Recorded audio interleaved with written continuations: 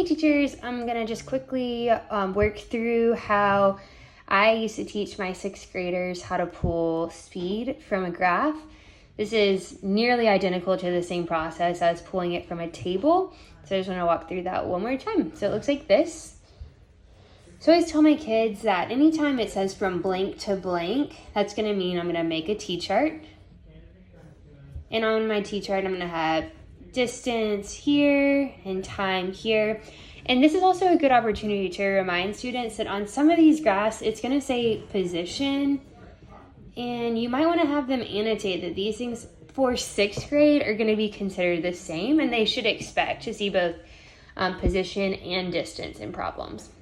And so for here, it wants you to go from point E to point F. So I'm gonna go into the graph and I'm gonna circle point E, I'm gonna circle point F, and at point E, I'm at time 8, and I'm at distance 30, and at point F, I'm at time 10, and distance 50.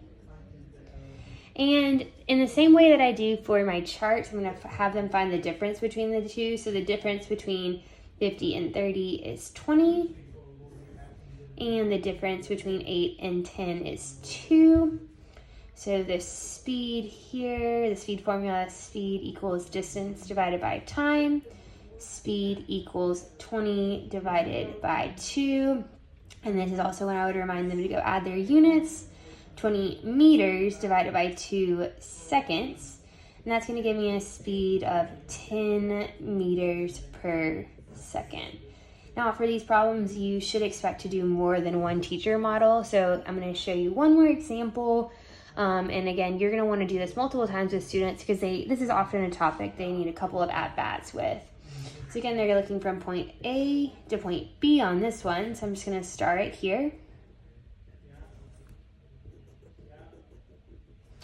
And I'm going to say, okay, distance, time. At A, I am at 0.00.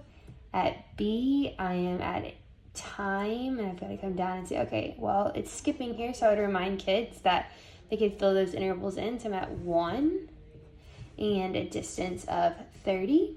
And they're going to find the difference here and say, okay, well, this is 30, and the difference here is 1. So speed equals distance divided by time. Speed equals distance 30 over 1. Again, we don't want to forget our units, so you say 30 meters divided by 1 second. Speed equals 30 meters per second.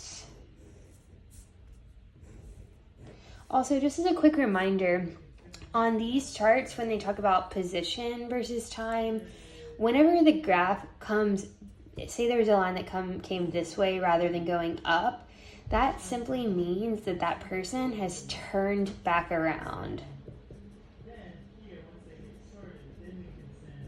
So I'm going to see if I can position the camera here. So in my classroom, we used to say when the line was horizontal, we say that is no movement, slow movement, whoa movement.